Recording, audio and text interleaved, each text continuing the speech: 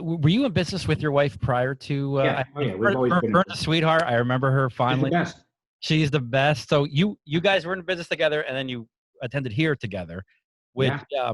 for most people they'd be like, no way, absolutely not. I'm not getting my spouse involved, whether it's the husband or the wife. But you guys make it work. Tell me about how'd you make it work? I mean, how Oh, did it work? it's really simple. The key is you need separate offices. You have to have locks on the doors, and that's it. Literally, that's it. It's that simple. There are just too many commercial loan brokers that don't have a damn clue of what they're doing. All we're trying to do here is better the industry for everybody. At the end of the day, you can make great money in this industry, but in the end, it's all about helping people. You know, people always say, Kris, how can I be a successful broker? It's 2 words, hard work and dedication. If you don't like talking to people, you probably shouldn't be in this business. Hey, welcome back to Entrepreneurs in Finance with Commercial Capital Training Group. I'm Kris Roglieri, President and CEO of Commercial Capital Training Group. And in this episode, we are featuring another successful graduate, Barry Kornfeld of Value Capital Funding. Hey, Barry. How are you? Kris, how are you? I'm good. How are you? Doing great, thanks. Thanks for having me. Absolutely. Barry, you're in Florida, correct? Yes, we are. We're in Boca Raton, Florida. Boca Raton. And I mean, I take it you're COVID-free? Yeah. Florida's blowing up down there. What's going on? Yeah, it is. We're a little out of control, like usual. We can't vote and we can't stay COVID-free. So, that's how we are. Are the restaurants closed down, or No, that's part of the problem, actually. We tend to social gather. We have a lot of young folks, a lot of people that are fatigued with this stuff. And unfortunately, we're a little lax. At least the younger folks are. And unfortunately, we haven't gotten it under control. So yeah, that's where we are. Yeah. Well, we were there not too long ago in New York, and we had to close down. But we're kind of, I think we're almost at a home stretch here. Restaurants Hopefully. and so. Yeah. But you guys have much nicer weather down there. Yeah, definitely. We're in our hot season now, though. We're doing this show in August, so this is our hot season. And for those that aren't used to it, it's warm down here now. It is warm. And speaking of that, we were just commenting earlier before we started. I love the background that you could see there. So I take it you guys do a lot of construction, or you've found the niche? Yeah, we do. Yeah, as you know, you taught us up in school, up in CCTG in training to try and find your niche. And we did. We listened to the market, and a lot of the construction folks and contractors and subcontractors, they need capital, and we understand their needs. We speak their language, and we developed a good niche with the products and services that you taught us about, and it worked out nice. Yeah, love it. And so that's a good segue. So tell me about when did you come through CCTG? We graduated in February of 18.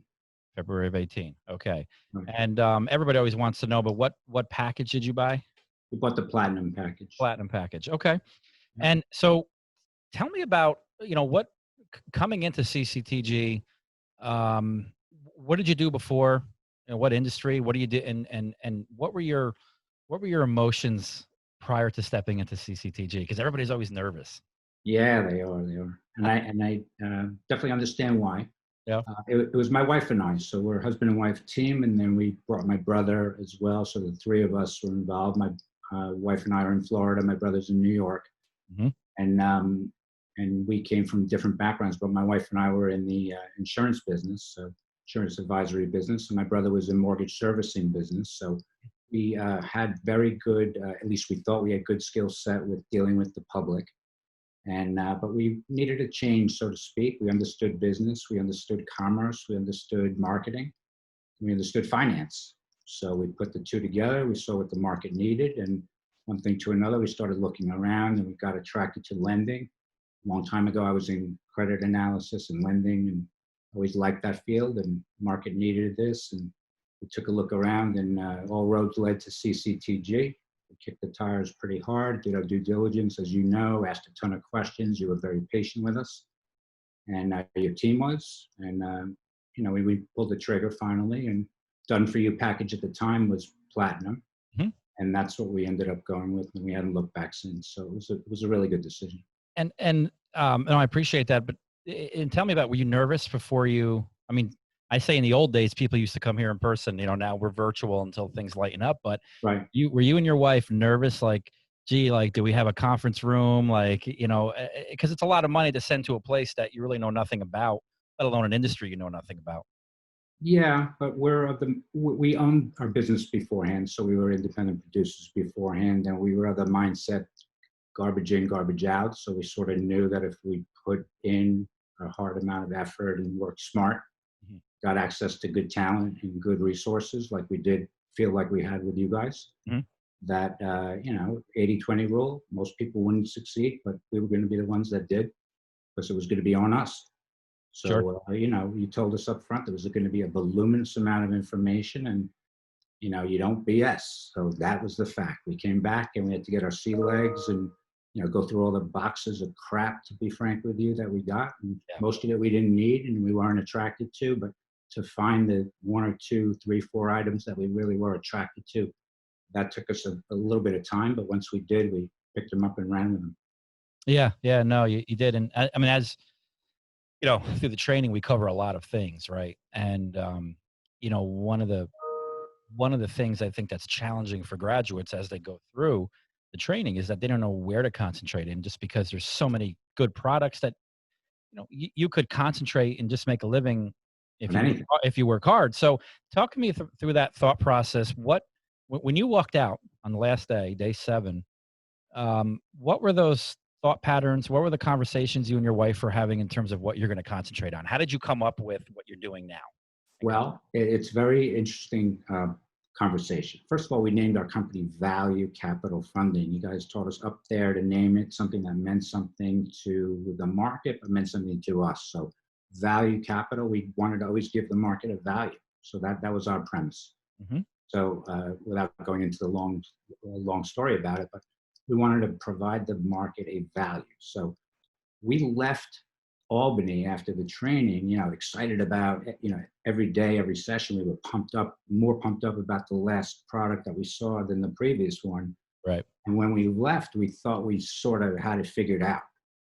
But then when we went back to the market, we sort of knew we didn't know our ass from our elbow, and then that's when we knew if we didn't know the questions, never mind the answers.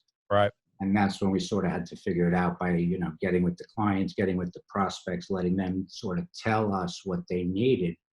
And that's sort of like putting your ego in your back pocket. We were veterans in our previous field, Yeah. but sort of rookies in this field, and we sort of had the people skills but not the product skills, and this in this vernacular or this field, so to speak. Yeah. So we had to just mesh that a little. It took a little bit of time, and once we got it down, we grew quicker. But until we did, there was some more friction than we would have liked. And that was more on us than it was on anything else. Yeah, well, I gotta imagine, I know you guys are experts in the industry that you came from. That's gotta be a little bit humbling, right? I mean, to get into Yes. something and then realize like, wow, we gotta rethink this. We have to kinda, Yes. yeah, Yes. Because we were B2C, right. and then we went B2B. And Different you world. say, oh yeah, it must work the same way. And no, it doesn't work the same way at all. Right, There are right. some commonalities, but and you can use a lot of them. You're not a zero rookie, but you're not in college. You're in high No, no, school. right. You're in high school. You're in high school trying to play in the NFL, as I say. Yeah, but you're not in elementary school. No, no, no. So if someone's coming in, from like being a school teacher or something, we weren't in that camp. Right, right. So at least we had a little background. And listen, I gotta commend you to. Were you in business with your wife prior to? Yeah. Oh yeah. We've always been. Vern's a sweetheart. I remember her She's the fondly. best. She's the best. So you guys were in business together, and then you attended here together, which Yeah. for most people they'd be like, no way, absolutely not. I'm not getting my spouse involved, whether it's the husband or the wife. But you guys make it work. Tell me about how'd you make it work? I mean, how Oh, do you make it work? it's really simple. The key is you need separate offices. You have to have locks on the doors, and that's it. Literally, that's it. It's that simple. Yeah. No, seriously, you have to know your strengths and weaknesses. For us, it's that simple. She does certain things so much better than I do, and Right. I do other things so much better than she does. And my brother, believe it or not, does other things better than all of us do. And That's good. and we work really well together, like a cogs in a wheel, you know. So It's your brother or brother-in-law? that's my brother. It's your brother. Okay. All Mhm. right. Yeah. Your poor wife then. Fern must be. No, no, it's Yeah. well, yeah. Okay, we'll go with that. She's got to deal with. Yeah. No. Yes, Especially we'll two go of with you. that. I'll be Yeah. politically correct. Yes, yes. um. Well, yeah. No. And oftentimes, we do have. I don't know if you remember in your class. And I don't even remember if there were couples, but oftentimes we Yeah, get yeah. We had a couple. through here. And some people, the way they separate, the way they organize their businesses is usually one person good at sales, talking to people, and like there's the organizational person that does all the Correct. paperwork, applications. Is that similar to you and Fern? Yeah, exactly correct. Yeah, All yeah. right. I tend to do more of the frontline sales oriented stuff, and my Yeah. wife tends to do more organization and more of the planning stuff. Planning stuff. Okay. Um, so you left training, right? Yeah. You guys started up, and you guys are in a decent area. I mean, we have a few Oh yeah. graduates in Florida, obviously. Oh yeah. And tell me about the first year. When I say the first year, what were some of your biggest mistakes? That looking back on it now, you know, were there any mistakes that you said, "Gee, I Sure. shouldn't have done that," or One of the anything biggest mistakes we made was we did not set a minimum. So we came out and we entertained any loan application that anybody wanted to throw at us. We were, in the business young, quote unquote, Mhm. and we figured, okay, we can handle it. And you realize that you do just as much effort for $100,000 or $50,000 application as you do for a $500,000 application or $5 million application. right, And usually the effort is 10 times as much for the people that have no money. So you right? know, So it, I guess I call it, if you remember, I call it developing that instinct of that's knowing right. like what deals to stay away from, Exactly. and that happens. Just the more deals you see, the better your instinct is going to get. Exactly. The ability to say no is like the sixth sense. If you can do that, you make a ton of money. Yeah, yeah, because it's all about your time. I mean, Absolutely. you remember, I'm a big opponent of ROT, return on time, That's right. and you can't help everybody, and That's right. certain. And the other thing, which if you don't mind me saying, the Oh, thing go which ahead. I practiced to my brother in particular, he was not at the training, wasn't able to come that time, but we repeated it. The benefit that Fern and I had was we went to the training, the two of us, Yeah, and then we came back because Jeffrey couldn't make the training, and we repeated the training to him almost verbatim. So it burned into our minds. So that was kind of good the way it worked out. But you told us like partition our business model. A third short-term commissions or revenues paying the bills, products. paying the Uh, bills. yeah, exactly. The short-term revenue for paying bills, a third for intermediate term, and a third, not elephants, but a third for larger deals, so to speak. So Yeah, you're not trapped in any one area. right. And quote unquote, we came into the COVID with that kind of a model. And man, did it help us. And it really worked out. And then we just followed the leader and we didn't miss a beat. Yeah, Worked out great. that's good. That's good. Yeah, I was talking to some other graduates, and they said that one thing that a lot of people I didn't even realize is that COVID is the first kind of hiccup that a lot of graduates have gone through because we've been in business since 2009. So if you think Yeah. about that, our graduates, Right after the crisis. right? So we were coming out of it, and it was good because there's when you restrict capital, there's a huge demand. But for a lot of our graduates since then, they've been on the up to everything's been growing, growing, growing, and Bull market. yeah, COVID hit, and now I had so many graduates send me emails saying that, I'm so glad that we were taught diversity because now, like for instance, when the PPP program came out, a lot of people, started that, and we had to organize that in order to streamline that process for our graduates. And our graduates did about 185 million in total. Right. And so my point is, when COVID hit, did you have the same affirmation in terms of, wow, thank God I'm not just one dimensional? Because Exactly. I mean, again, we follow the lead of the market. So we always provide the value that the market tells us it needs. So we never try and sell products. We always try and fill whatever, the market wants strawberries. We're going to bring them strawberries. right, That's our attitude. it's very important. Um, you know, so we don't find that we sell anything. We always want to be consultative to the client. That's Right. our attitude, even though they always view us as a salesperson anyway. Sure. But then when they get to know us a little, they'll see we're different, and that's our attitude. And it works for us. So it's a little extra work, but it does work for us. We do tend to get better retention and more referrals. And better relationships that way. So it does work for us. But we tend not to sell products per se. So we did a lot more in debt refinancing. A lot of our applicants were over leveraged. Okay. I'm sure you know that prior to COVID, a lot of these people were coming in, stacking MCAs, stacking factored loan products all over the place. The balance sheets couldn't handle it. And we were like, they were getting, and then we saw all the MCA providers offering, eighth positions and 10th position, and then we were like, man, this is so long in the tooth. One puff of bad air and this whole thing's going to come unglued. Yeah. And then a lot of our applicants were trying to stack on top of stack on top of stack. Yeah. And then we were getting offers for $5,000. Guy was looking for 500,000 and getting offers for 500 and getting offers for 5,000. And then we said, this is like chasing your own tail. Right. We should help people refinance their balance sheets and rehabilitate themselves. So we got heavily into this, like I would say 17, 18, in 18 really we got into it heavily. Right. And then in 19, it got really pretty robust. And then the refinancing money started to really dry up late 19, and it turned more into restructuring. Mm-hmm. And late 19, 20, COVID happened in 20, and now everyone and their brother who thought they were okay lost a swath of their revenue, and nobody could afford their debt. And now they know we exist, and business has been very good as a result. Right. How many of the people that you helped in 18, 19 kind of restructure, have any of them, reached out to you and said thank you? Because, They reached out to do it again. Well, reach out to do it again. Yeah. Really? How about that? Yeah. Wow. Yeah. I mean, and someone's got to help them. Right.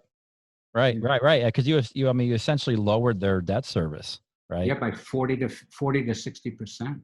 Wow. With existing agreements, no FICA, they don't have to requalify. I mean, yeah, some pretty good stuff. Yeah, no, absolutely. How did you guys go about your marketing plan, right? So everybody, and I'm coming from a standpoint of people looking into us, they always say, okay, well, I got the lenders, great. Now, how do I go out and get the business? And yeah. You had mentioned you bought the platinum package. I know that comes with a lot, but I mean, when you left training, you brought that up. Yeah. Because you mentioned the mentality going into the week up at Albany. Mm-hmm. I have to admit, we were skeptical. Mm-hmm. We were sitting here in Florida, you're up in Albany, and you're like, oh yeah, you'll get X amount of leads a month and and it's on a brochure, and we're like, yeah, sure, that and the Brooklyn Bridge, and how much is that? Yeah. And we were like, how are they going to do that? They're going to do that for all these people that come through that factory up there? How is that possible? Yeah. Of course, we didn't know the power of what can be done by Alex and his whole crew up there, but if you put your mind to it. Yeah. But with time, I still don't know how to do it. I mean, yeah. I mean, that's the they don't share their secrets. The curtain, the guy behind the curtain. Yeah. But it does, it's like it builds slowly over time, is what I would say. You don't come back to your office the first week and there's 8 clients waiting outside in your lobby. Right. That's not happening. Right. There's no way. Right. And when you get leads from Alex and social media, they're not laying down when you call them back in Kansas from Florida. Yeah. You're still chasing them like everyone else. You got to call them quickly. You got to have a CRM. You got to have APIs. You got to take care of business. And you got to follow up too. One call to them. You got to do repeat calls. Yeah. I mean, sales is a contact sport. You still got to play the game. And let me stop you right there, because that is the biggest problem we have seen with our graduates, to be candid with you. And so much so that we're actually trying to develop some sales modules and webinars to combat this. But the biggest problem we see, because we record the calls with our lead generation, we actually have call tracking. We record the calls, and we hear from graduates and they say, well, yeah, I talked to this person. We're like, well, what about this lead? And they say, well, I talked to them, but they said they would send me an application back. And we're like, okay, did you send it to them? And they said, yes. And we're like, well, did you follow up? And they're like, well, no, they said they will send it back to me. And that's the biggest problem, is the lack of follow-up skills. So maybe you can, I know you're a career sales guy. I mean, yeah. All I can say is when we first came to Albany, I think the numbers were somewhere 8 to 15 touches to get someone's attention. Correct. I read something this week. It said 30 touches. Yeah. I mean, I don't know who's right. All I can say, Right. it's not less, it's No. more. Yeah. So whatever you think it is, it's more. Right. Well, I We mean, we I automate it. All I can say is automation. Otherwise, you go out of business. yeah, I mean, less than 0.5% of sales happen on that one touch. I mean, it's just not, meaning you call the customer, great, you close the deal 2-3 days after. I mean, a lot of times because these business, think about it, business owners are busy doing what? Running their business. Right. And But like I heard a lot of the like all that stuff is low hanging fruit, what you're talking about. So like most sales, most of the good sales happen like after the seventh or the eighth touch. sure, But like 90% of the brokers don't make 5 touches. no, So that means if you make more than 5 touches, you're running a race against nobody. correct, correct. Well, how would you like to run that race? Yeah, you're gonna lose. Well, if you run that race, you're going to run it against nobody. You're gonna win every time, but nobody wants to run it Nobody want. Oh, I see what you're saying. Yeah, yeah, yeah. Nobody because wants. Right, right. but if you knew the odds are 100% in your favor, you would do it every time. But you're not going to do it because it takes 5, 6, 8, 10 times of rejection, Right. and you're not going to do it. But you know the pot of gold is on the 10th call, but the 6th call, you're like, man, I'm going in the pool. Yeah. I'm not going to do it. But That, the that's 10th actually call is where the money is. that's actually a great point, Barry. 10th call is where the money is. So just let me get to the 10th call. That's what it is. I didn't even think about it that way. So yeah, I mean, meaning most people are going to drop off 3-4 calls. They're going to give Well, they up. say 90% of the reps never make 5 calls. Right. And most of the closes are made after 8. Correct. Yeah. So Which explains you why. do the math.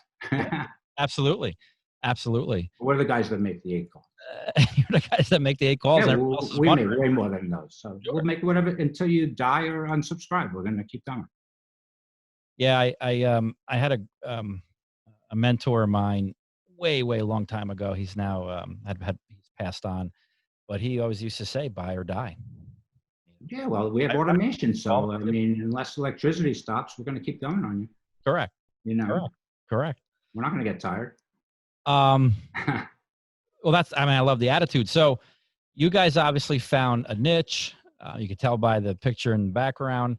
Um, how has your business weathered COVID? I mean, It's been, we never try and profit from anyone's catastrophe. It's a worldwide catastrophe, but frankly, we had a good market. There was a good potential market in what we were doing prior to COVID. Mhm. But now with COVID, the market's expanded. So we actually it's better for us. It's been better. Have you seen applications, more opportunity? Increase. Okay. Yeah, we are doing a lot better. Um, what's one thing you hate about this business? The paperwork, and I hate the psychology of the merchant. They think everyone's in their wallet and everyone's cheating them and stealing them. And therefore, the old expression like buyers are liars or the merchants are all liars. I think they're that way for a defense mechanism because the ISOs have been so crappy to them over the years. That's my opinion. Right. So you're speaking of, I guess what they've dealt with before. Yeah, because we see people who, once we get them to open up and tell us the deal, or their accountant tells us the deal or something like that, or their lawyer does, they tell us that the client was a widget, he's a widget maker. Right. Joe Jones, the widget maker, and he's really an honest guy. And he was going to close this loan for $400,000. It was supposed to be a loan for monthly payments. And lo and behold, he's sitting with 2 MCAs at the closing table because he had bait and switch at the closing table. Yeah. And the guy didn't know the difference. He did a DocuSign, and here he is holding the bag. Right. And we see that a lot. Right. So And they're it's gun not shy. an isolated situation. It happens. So sometimes they're gun shy when Well, how many times are you going to do that and your business is now at risk and your family's at risk? And, Right. and it goes around your trade association now, and now your whole industry's, hates the finance field and, Yeah. the whole thing. It's terrible for everybody.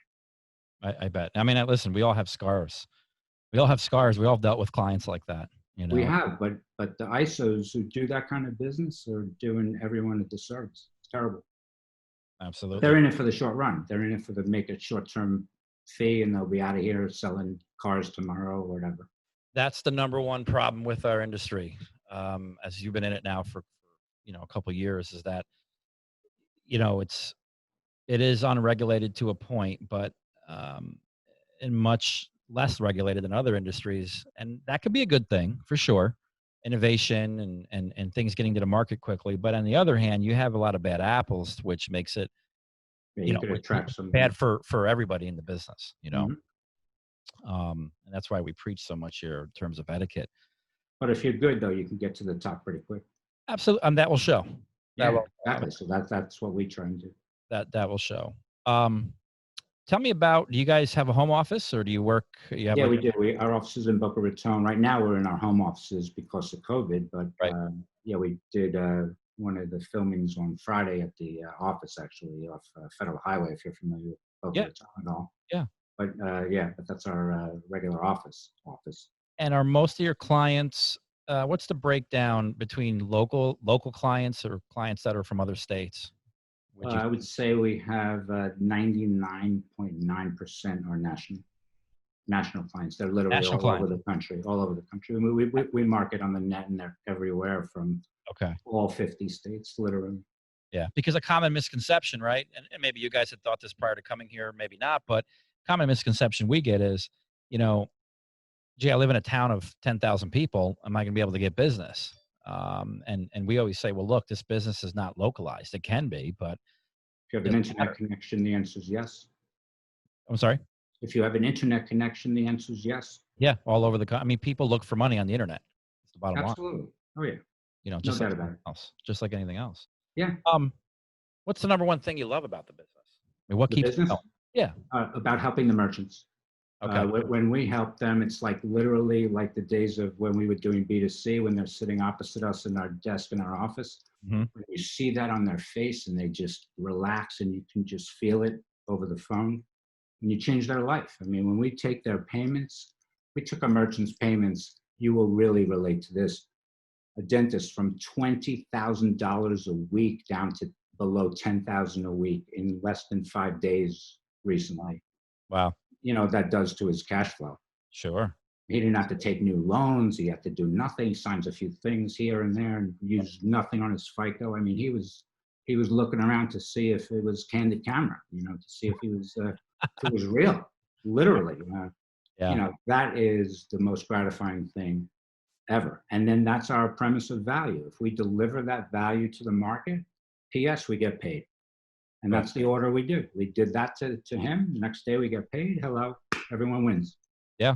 Yeah. And that's, at the end of the day, I always tell people you can work hard and you can make good money in this business, but you got to work hard. But at the end of the day, you're helping people, which is Yeah, exactly. We changed their life. I mean, we changed his life and his employees. Right in yeah. the heart of COVID. I mean, it's a success story. You're not going to read about it on TV. It's a Right. small business in the middle of Timbuktu, but to that practice, man, we made a difference. And that to me is a great day.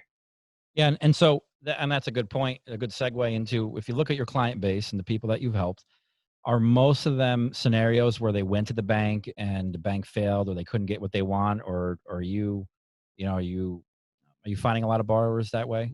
Yeah. They don't know where to go after the bank. Yeah. A lot of them are saddled with garbage debt that they have on the books right now.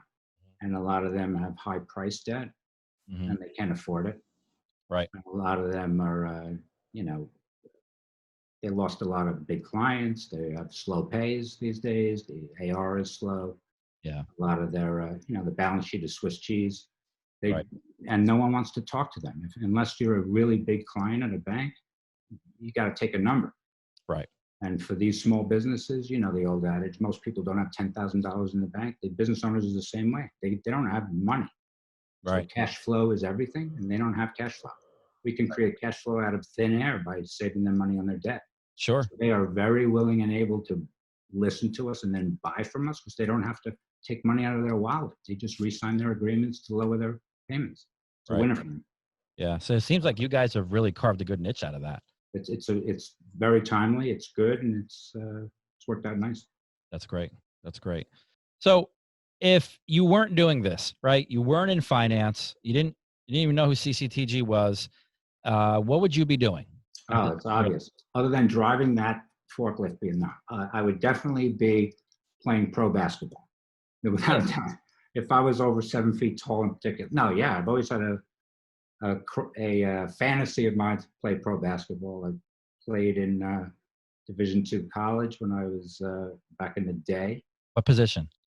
I played small forward. Today I wouldn't carry the water, but I played small forward back in the day. Okay. And it's always been a love of mine, and that's what I would do without hesitation.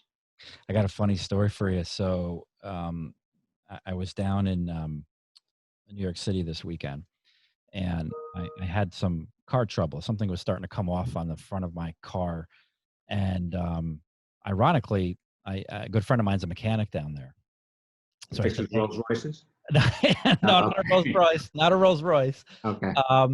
Uh, so I asked him. I called him. I said, "Listen, can I pop over your house? Can you just fix something? Because uh, the way the car is, it sits somewhat low to the ground, and there was something that was I had hit a speed bump, and it was something was Yeah. loose and it was hanging off, and so I had to get it fixed." He goes, "Yeah, sure, come on over." So I went over there, and he had the whole neighborhood in his backyard, not his backyard, his front yard. They had a basketball hoop, and all these kids are about like 10 years Oh, old there you in go. basketball, right? And you know, I still think I have the fadeaway that I once did, like Michael Jordan, right? And so, ma'am, I haven't touched a basketball in probably 10 years. And so, as he was fixing the car, drilling something, I went to these kids. I said, "Hey, who wants to play an old man?" Because one kid was like, "I'll do it." He's 10 years old, and boy, we played to 11, and the score ended up being 3-11, and he took me to town. I mean, and there's a 10-year-old kid, right? And after that, I had like blisters on my feet, and I Oh was yeah. just winded. I'm like, man, I don't have the moves that No way. I once did, and I wasn't even Look, good, but it looks easier than it is, right? it does. It Yes, does. Absolutely. definitely. What'd you think of that documentary of? So in my era, I grew up with Michael Jordan, Uh, Larry Johnson. What do you think of the documentary that it came? was fantastic. That was great. Wasn't it? Wasn't it? Absolutely great. Yeah, loved it. It kind of showed a side of Michael that we all knew, but we didn't really see because he was always on the Wheaties boxes and the commercials. But Yeah. we saw that killer instinct competitive edge that he had, which They was said he was a terrible teammate to have. You oh, I know, know. Well, but they also said he pushed you too. I mean, he made everybody rise up, and right? but yeah, But there was some controversy about that after it came out. They said that he didn't portray the players exactly the way they were. And, right, it's yeah, always going to be some sour grapes, I guess. absolutely, absolutely. Yeah. But you know what I took away from that? He was so good that in the early days, if you remember, I mean, guy was scoring 50 points Oh, and he was points, right? unbelievable.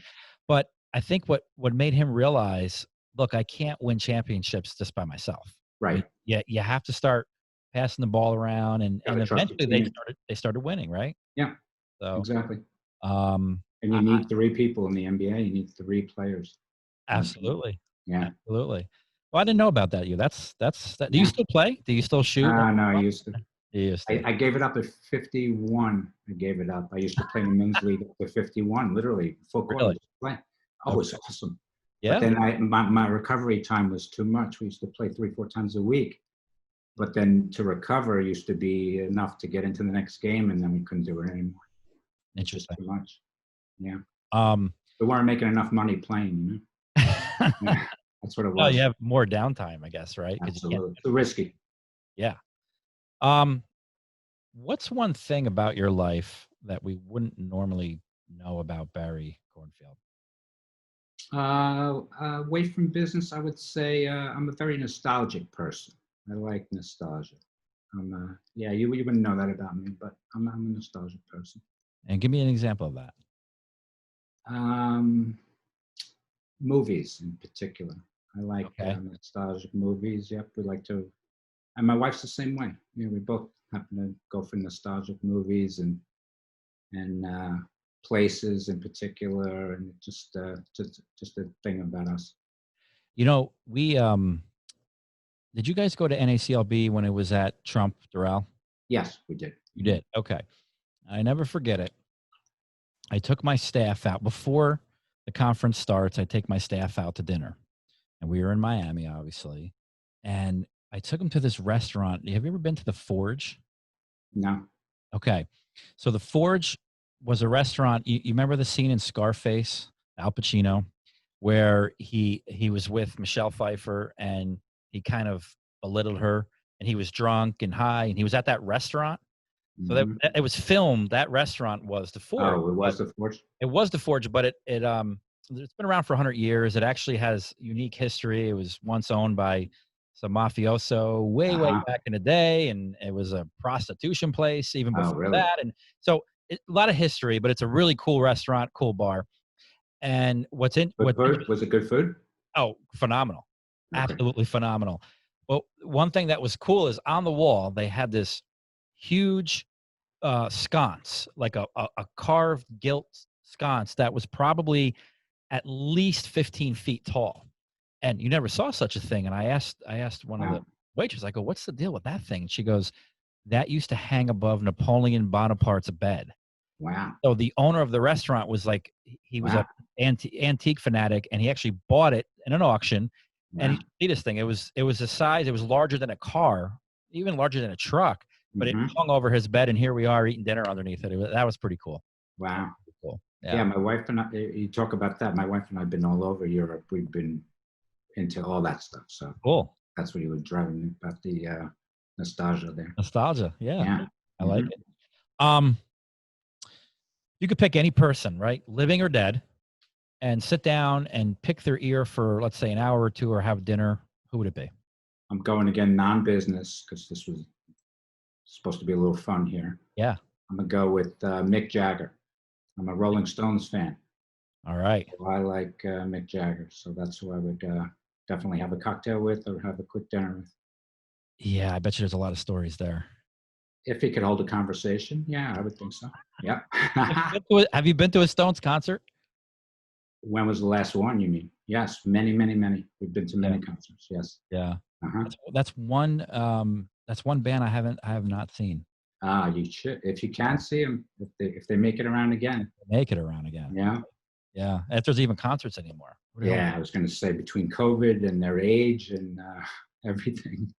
See, to me, it'd be for me, if I had to, um, let's say entertainer. Let's subject to Yeah. entertainers. It'd be Frank Sinatra. Oh, well, Absolutely, Frank Sinatra. I mean, that's all day cool. long. Yeah. You know, if you could live any entertainer's life, it'd be Frank all day long. Well, yeah, if you could live his life. I couldn't live Mick Jagger's life, but Yeah. have a cocktail with him, that would be enough. Yeah, that would be Uh, it. well, Frank was an original. I mean, I think Yes. even though Mick, it can run. He was the poster I'd child. like to hear a few stories. Absolutely, Yeah. absolutely. Um, any questions? We now we come to this segment of ask any question of me, personal, business, doesn't matter. Um, I'll eh, ask you a quick question about business. What yeah. got you to start CCTG? What got me to start CCTG? Well, let me try to do the abbreviated version. Um, you know, I was already in the game, right? So I had my own company. Back in 2000, in the early 2000s, I actually became a lender. So I had a brokerage division on what we teach, and then I made the very hard transition to start lending my own money. And the interesting thing was we would meet all these brokers because we would get business from other brokers, and a lot, we realized that these other brokers didn't have a clue what the hell they were doing. Hmm. And listen, we're not the first training company to ever exist. And I'm not here to talk bad about other training companies, but we would ask them, "Oh, how did you get in the business?" And they'd say, "Oh, I went to so and so's training." And we realized they were just very ill prepared, very ill prepared. And so that was one thing. The second thing is I started to be retained by various peers in the industry to train their sales force. So there are other firms that were breaking into other product segments like factoring and asset-based lending, and they would say, "Hey, can you come on down and train my sales force 1 to 2 days? We'll pay you to do it." And if you would have asked me prior to that, can I see myself in a training business? I would have said, "You're absolutely crazy. That's not me." Well, that opportunity presented itself. I started to do it. And believe it or not, I actually found something within myself that I love. I Hmm. thought that was the case. And so I started training and it wasn't CCTG. It was just, I'll pay you, come down for 2 days, train my sales force on how to sell factoring. So if you take that, you take the fact that I saw an opening where there needed to be improvement. Um, People were getting into the industry that had no guidance, no standards, if you will. That eventually led me to create CCTG in 2009 and do it the way we saw fit, do it the way we thought it should be done, and we haven't looked back ever since. I mean, I actually love doing it, and a lot of times people will ask me, you know, how do I get motivation for doing it? And yes, we are a for-profit entity.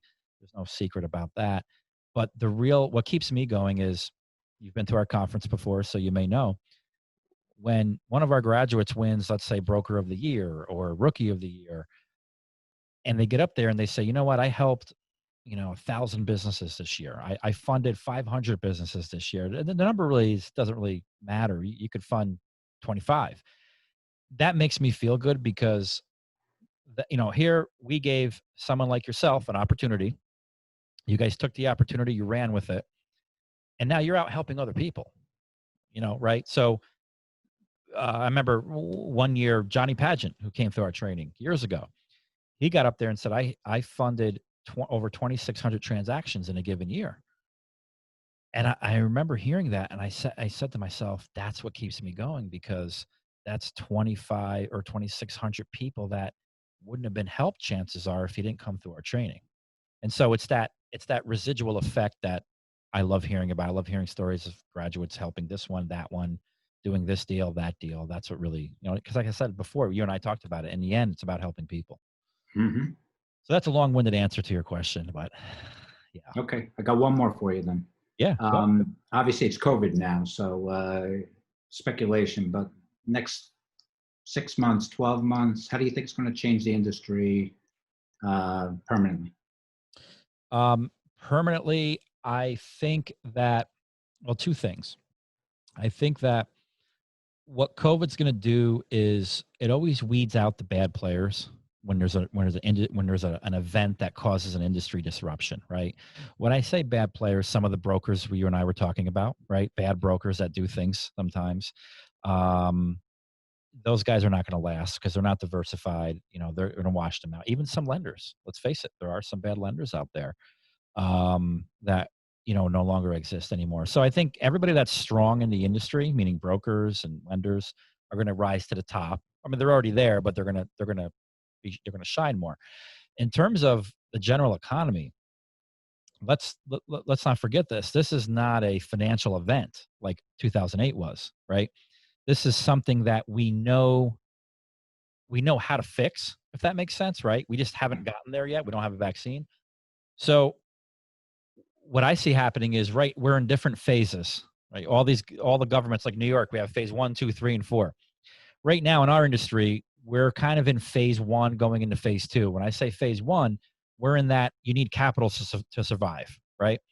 The PPP loan process came out. That was kind of a Band-Aid. It allowed people to retain their employees. But now that as that has run out, we have there's a run on capital. I'll give you, for instance, in our merchant cash advance program that we fund in-house, prior to COVID-19, we were doing about 2.5 to 3 million a month. Okay, funding. And mind you, our average ticket's about $40,000. Then COVID hit, and that went down to, I want to say, about 375,000 in a month in March, followed by April. In May, it was down to almost 250,000. And the reason is because people got PPP money. I mean, why would you take our money when you can get unsecured, no personal guarantee, right? Sure. And so, but now that that's starting to expire, we're right back up to about 1.8, 1.9. So we're climbing back up. So right now we're in kind of survival mode. All the government money has kind of, winded down. And so now we see still more and more businesses that have adapted. Case in point, restaurants, they've adapted, right? I was telling somebody else that we have seen more 4 and 5-star restaurants that didn't even have an online menu because you couldn't order online. Now they're forced to take that product and do it online to stay Right. afloat. So we've seen businesses adapt, and right now the ones that have adapted, they're still running, they're still going, they're in survival mode, they need capital to survive. Fortunately, once we get back to a new normal, which we will,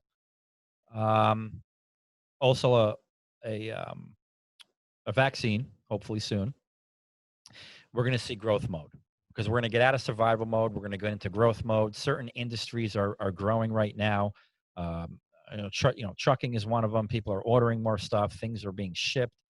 Uh, Medical, of course, is booming. And now we're starting to see industries come back like restaurants that are doing a lot of takeout. And we're going to get through a growth phase. And I think we're going to be in that growth phase for a while, for a long while. Just like we were in '08, right? When '08 happened, 2009, 2010, we're figuring out what's going on. And then after that, 11, 12, 13, 14, 15 was, a huge growth period all the way up until COVID hit. Right. So, I think it's a great time. But, let me stress, you can only be successful if you have diversity of products because there's certain industries that were affected. For instance, right now, a lot of if you have a product that's sold to the secondary market, for instance, if you're in real estate and you sell portfolios to the secondary market, that's kind of slowed down a little bit because secondary market investors are saying, gee, what's going to go on, right? Let's see what's so we're going to pause what we're doing.